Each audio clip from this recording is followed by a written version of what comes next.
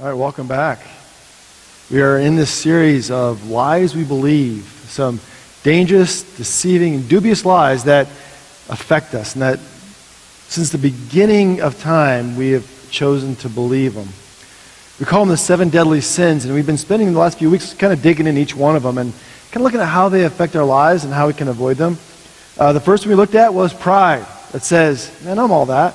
Looks down on other people. That has this idea that we compare ourselves to others and look down on them, and that's bad for them and it's bad for us. The second one we looked at was anger. It says, I'm over that person. I'm over it. Because you're angry at them and you have this separation, this hatred, and that can spin into a whole lot of bad things. And last week we take a look at gluttony. That says, that's not enough for me. I want more of that. And we begin to take care of ourselves and not share with other people and not share our lives as we should with others.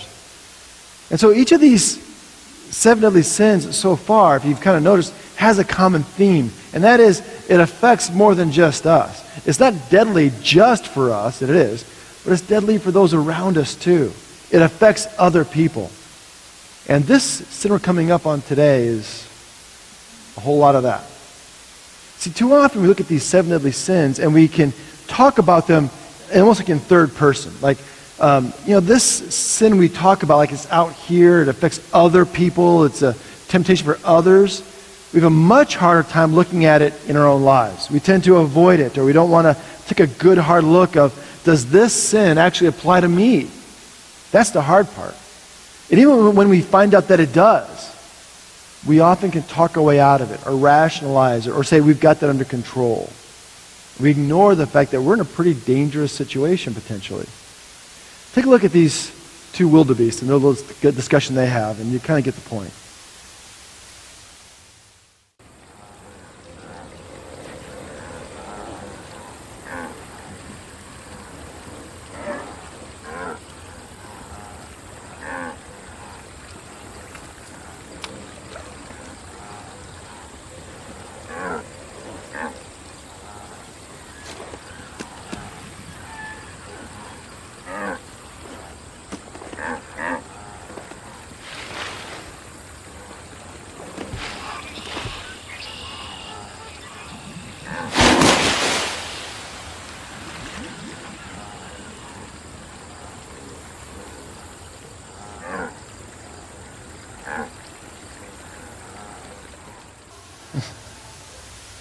All right, you get it, right? Sometimes we say, well, that's not that dangerous, and start playing with it and poking at it, and it's an alligator.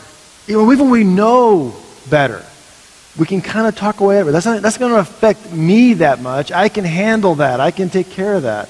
And again, in this particular one today is one that we do that with. The sin of lust. We say, well, that's private.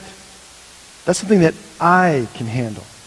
Or we rationalize and say, well, I can go so far. I know where the line is for me. And we're kind of poking at that log.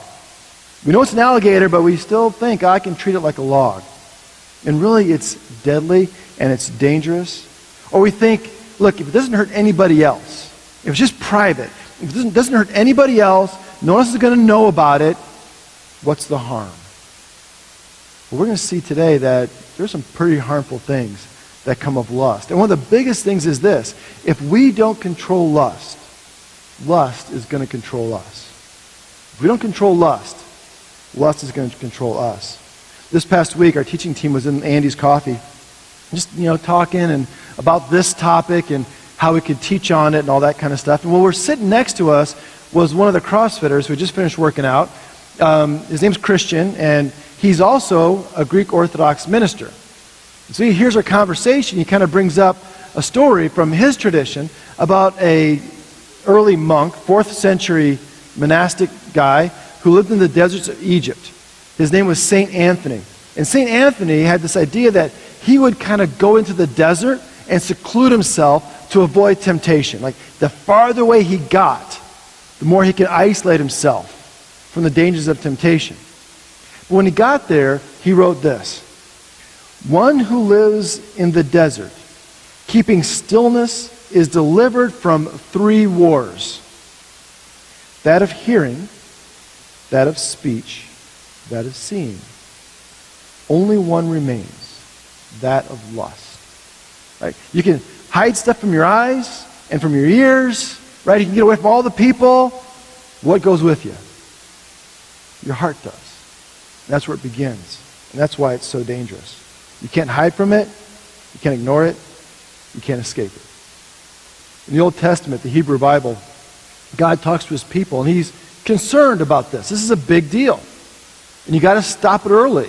And so what he tells them is when you have your garments and your clothes, I want you to put long corners on them. And on those long corners, put fringes. And on those fringes, put a blue cord. Not just like a fashion statement, but for a reason. In Numbers 15, God says this: put this blue cord on your garments so that when you see it, you will remember all the commandments of the Lord and do them, and not follow the lust of your own heart and of your own eyes. It's an everyday reminder that that's an alligator. It's not a log. You got to pay attention. There's a warning in everyday life. Jesus himself talks about lust in a very, very serious way. In Matthew 5, he's teaching, and he says this: you have heard that it was said, you shall not commit adultery. But I say to you that everyone who looks on a woman with lust has already committed adultery in his heart. He compares lust and adultery. It's just like doing it. You've got to pay attention to the motivations, what you're thinking, what you're doing in your life. And then he goes on to say this: if your right eye causes you to sin, tear it out and throw it away. It is better for you to lose one of your members than for your whole body to be thrown into hell. That's pretty serious, right? I mean, like, tear out your eyes? Seriously, Jesus? Now, first off, I think there's some hyperbole here. Because if every time we lusted, we plucked out an eyeball, we'd be pretty blind by now. Right? So what he's talking about, though, is that, look, this is serious business. If something is causing you to lust, something is causing you to sin, get rid of that thing. Because it leads down a very, very dark path. Because lust, by the way, isn't about the eyes. It's not about the ears or your hands or your feet. You can chop all that stuff off. Like St. Anthony said, you'll still have lust. Because lust is in the human heart. What Jesus is saying is this: if you don't take control of your lust, lust will take control of you. So you got to deal with it. You got to be honest with yourself. You got to deal with those lusts that you have. We'll look at a story today from the Old Testament that's really all about lust and the dangers it leads to and the consequences of lust. It's the story of King David. Now, if you remember King David, he was the guy that slew Goliath. He wrote a lot of the Psalms. He was the guy that it was said of God. God said that this guy, David, is a man after God's own heart. That's what this guy is. He is the second king of Israel. When this story opens, he has kind of unified the kingdom, put down a lot of Israel's enemies, and he's got this brand new palace with a brand new palace smell. He's hanging out, and then something happens. It says in 2 Samuel 11, in the spring of the year, when at the time when kings go out for battle, David sent his general, Joab, with his officers and all Israel with him. They ravaged the Ammonites and besieged Rabbah. But David remained in Jerusalem. There's a lot of story in those last few words. Like, everyone else knows that kings in the spring go to battle with their armies. But not David. For some reason, he stays behind. He knows what he should be doing. He doesn't do that thing. He stays at home. And sometimes that complacency, not doing what we should be doing, is that opening for that seed of sin to begin to germinate. Right? You know what you should be doing, but you decide not to. And that creates an opening. Well, in verse 2, we have this almost horrifying couple words. It happened. This whole thing, it happened. Late one afternoon, when David rose from his couch and was walking about on the roof of the king's house, that he saw from the roof a woman bathing. Now, should David be on his roof? No, he should be in the battlefield with his army. That's where it starts. But Here he's on a roof, probably bored, and he's watched all of his TV shows on Netflix, nothing on cable, no sports teams playing, so he's got nothing to do. Goes on the roof, and he sees a woman bathing. Now, what should David do immediately? Oh, sorry, right? Just look away. The sin isn't in seeing her bathing. The sin's what happens next. Because the next part of this verse says, the woman was very beautiful. How does he know that? Kept looking. Whoa, oh. She's cute, right? He lingers there on the roof looking at her. That's where the problem begins. That's where lust takes root. He doesn't turn away immediately. He lingers. He notices that she's beautiful. And that's kind of one of the dangers, I think, today, especially on the internet, is we can linger. If you dare, go back and look at your internet browsing history. It's kind of amazing how we just kind of wander. We're on a sports page looking at the scores. Next thing you know, we're kind of where we shouldn't be over here. We click along, and it's private, and we're by ourselves, and it's easy to kind of slip into that lingering too long, looking at images or reading articles we really shouldn't be messing with. David lingers on the roof. And then he clicks the next link. It says that David sent someone to inquire about the woman. It is reported back to him that this is Bathsheba, the daughter of Eliam, the wife of Uriah the Hittite. What David does next, when he gets this information, is going to affect him, Bathsheba, his family, her family, and the entire nation. And it begins by lingering on the roof and not turning away when he should. It's one of the reasons why I really, personally, do not like all the passive verbs we use to describe sin. I don't like them. I fell into sin. I stumbled into sin. My answer, no, you didn't. At some point, you knew better. At some point, you weren't doing something you should have. At some point, and this is you and I, lingered too long where we shouldn't have been. We were sitting there poking the alligator, think we can get away with it. We don't just fall into the river and get eaten. We poke at stuff. And if we're honest with ourselves, when we start tracing back our history, we'll find those places in our lives where we started poking at the alligator. Well, David ignores these warnings. He chooses to ignore them. And he keeps poking at it, thinking no one's going to know, no one's going to get hurt, it's not going to affect anybody but me. And so he sends for Uriah's wife, Bathsheba, to come to the palace. And she does. Does he care about her? Does he love her? No. This is a man of power taking advantage of somebody else. That's what this is.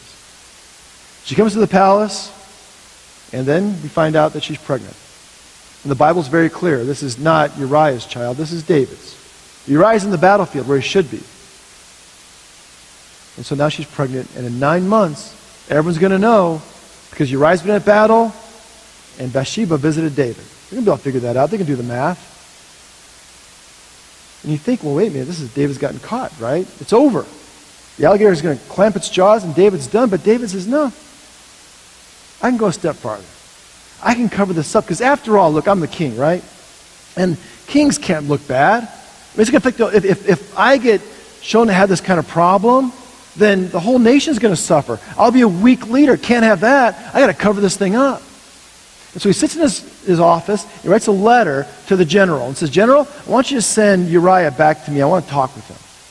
So Uriah comes home, and David's idea is Uriah's going to come home, to Jerusalem, then go to his house, be with his wife, and then problem solved.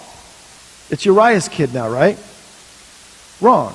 Uriah comes home, goes to see David, and instead of going to his house, he puts down his knapsack and sleeps there on the stairs of the palace with the other servants. And David's like, well, dude, what are you doing? You got a nice comfy bed at home, home-cooked meal. Your wife misses you. Go home. And look at what he says. Uriah says to David in verse 11.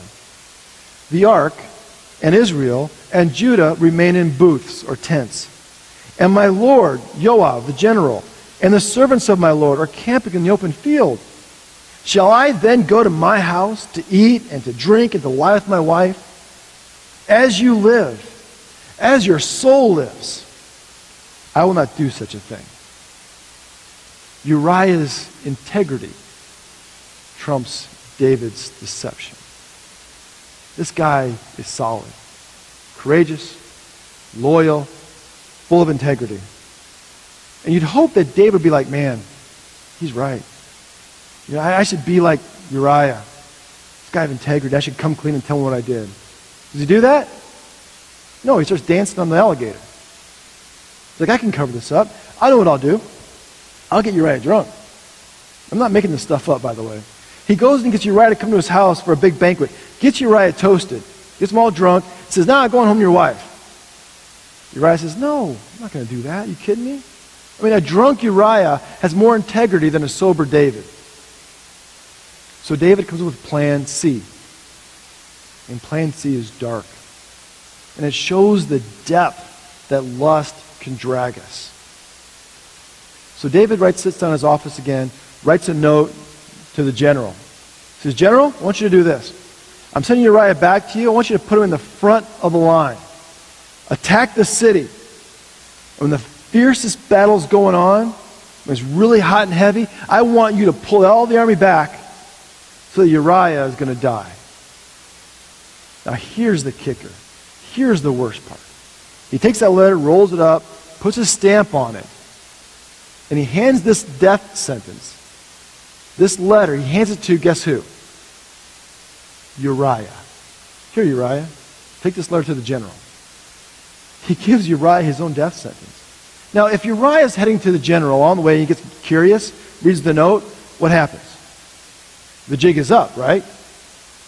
So David trusts Uriah's integrity so much that he's willing to give this guy his own death sentence. What kind of darkness of the soul does something like that?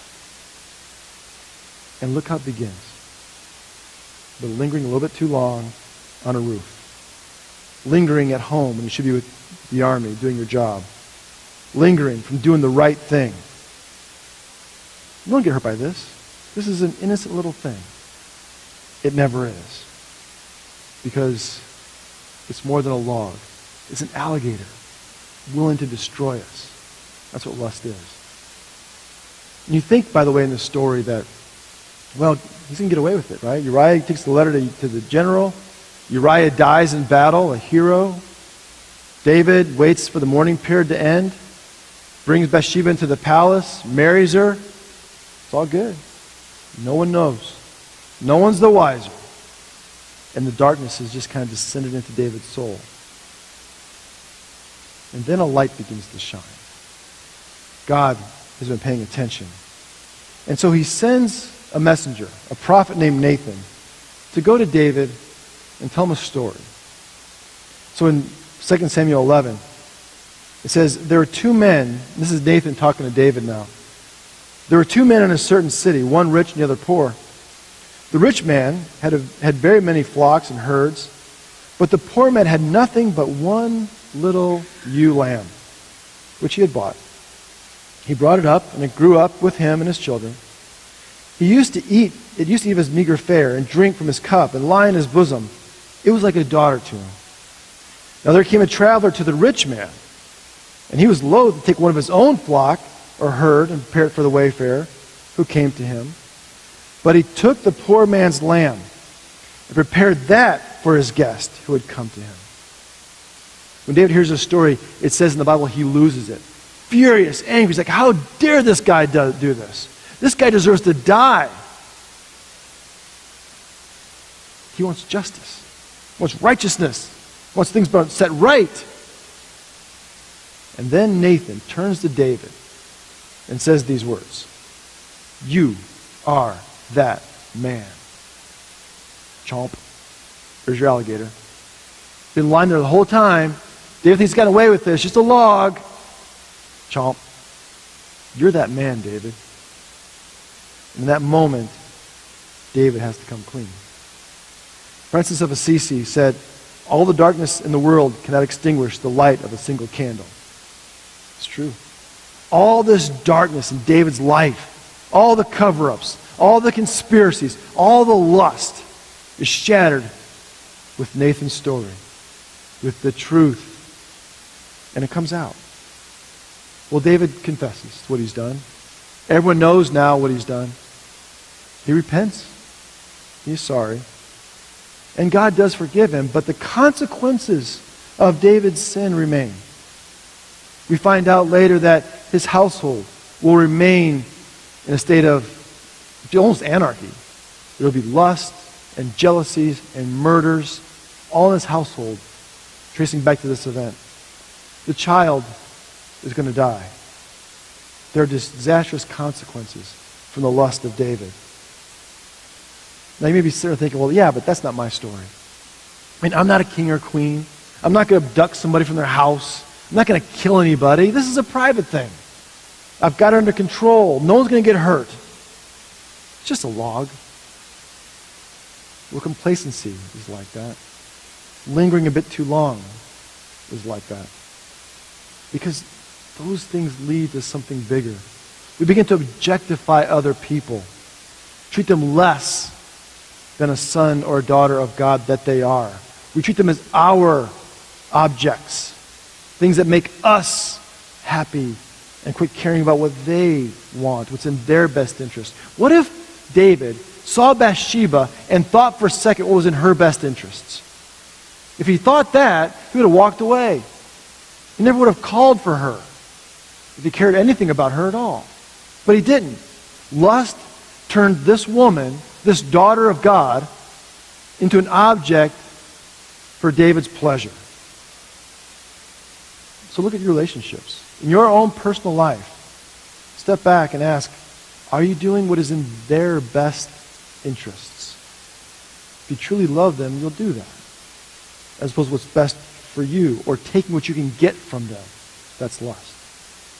Love seeks the best for others. Lust treats them as objects to get what I want. So a couple of quick things I want to share with you about how we can avoid lust in our lives. Real simple, common sense kind of things. First is this.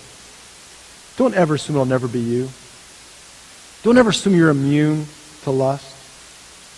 When I first got married to Stacy, some 20-some years ago, we were living in Los Angeles, and one night I was picking her up from work, and the sun was setting. It was a really nice night, and we were going to go out to eat, and I see her coming out of the office building, and man, she was gorgeous, like just drop dead beautiful, and we had a great relationship. If you know Stacy, you know that I married up, like way up, right? Like way up.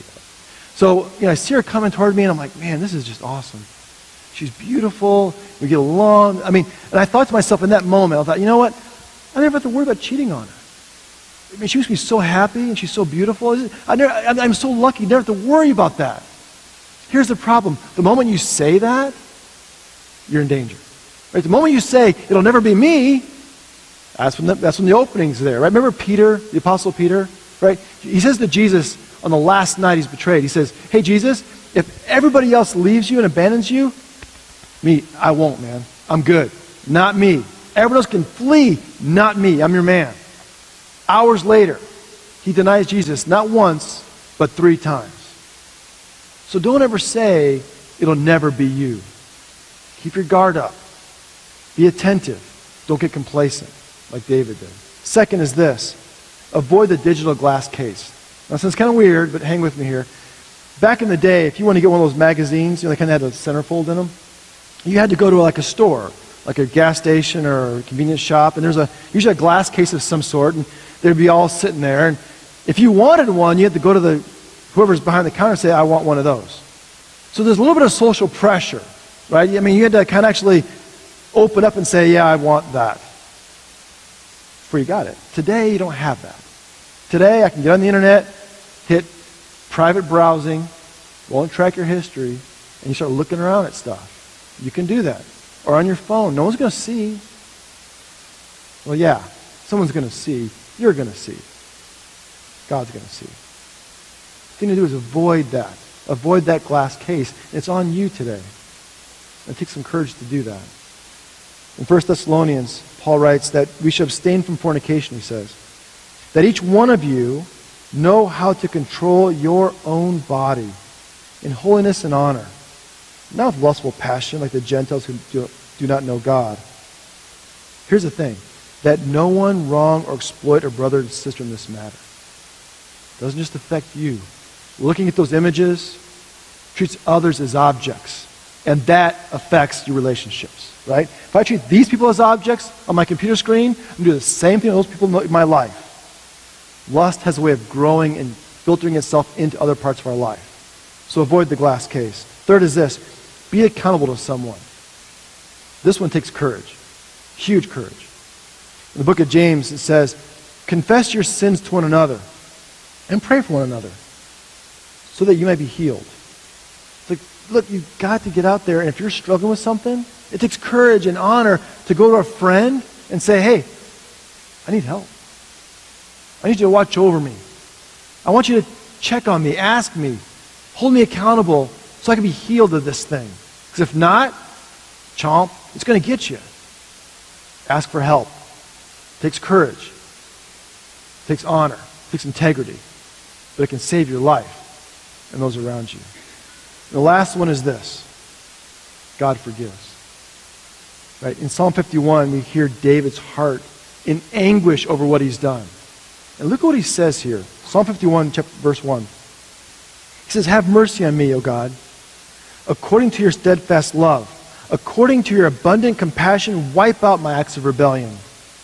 Wash me thoroughly from my iniquity, and from my sin cleanse me. For I know my rebellious acts, and my sin is ever before me. Against you, you alone have I sinned and done what is evil in your sight. That last verse there. Against you, you alone. Is that true? Who did David sin against in this story? Bathsheba, his family, her family, the child who died, Uriah who died, he murdered, his army, his nation. Pretty big list, right? And some of those on that list, David can't go back and say, I'm sorry. Uriah is dead. The child's dead. And you can see how that would just weigh on him. And you hear it here in this story. And I'm not saying we shouldn't ask for forgiveness or seek to make things right. We should do those things. But ultimately, David says, against you alone have I sinned, O God. That child is God's child. Uriah is God's son. And God can forgive. When others can't or even won't, God can still forgive our sin. And that's hope. If you're struggling with this today, there's hope. Like Francis said, all the darkness in the world cannot extinguish the light of a single candle. And that candle is hope. That you can be forgiven and cleansed, made new today.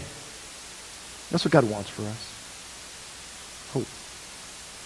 That's a God who loves you, who cares about you. Despite our history, despite our background, God loves us. And this is how much he loves us. That he gave his life to set us free. Let's pray together.